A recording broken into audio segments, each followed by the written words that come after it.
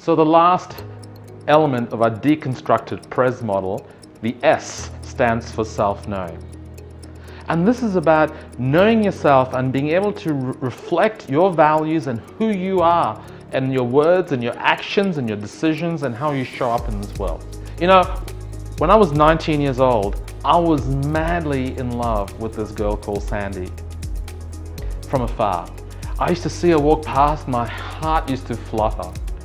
One day I got the guts to ask her out, and to my surprise, she said yes. Unbelievable.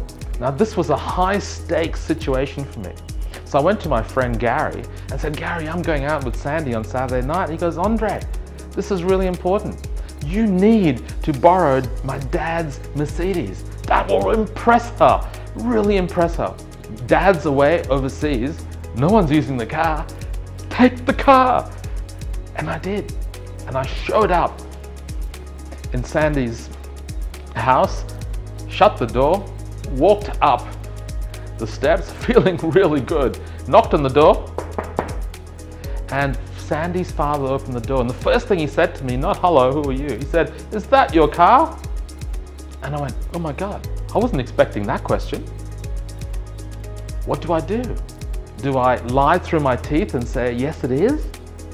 Or do I show up as a complete fraud and say, no, it's not, you know? So I was stuck. I'll come back to Sandy. You see, what happened with Sandy? It's what happens to a lot of people in business. I put on these masks to cover up my vulnerabilities and how I showed up in this world. And I can tell you that every time I speak to executives and managers and leaders, I am blown away by how many masks that they put on.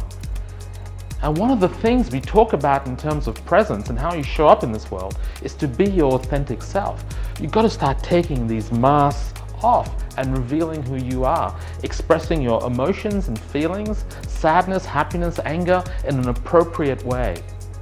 And I was coaching a manager recently who said to me, my boss told me ages ago, leave your feelings at the door, don't bring them into the office.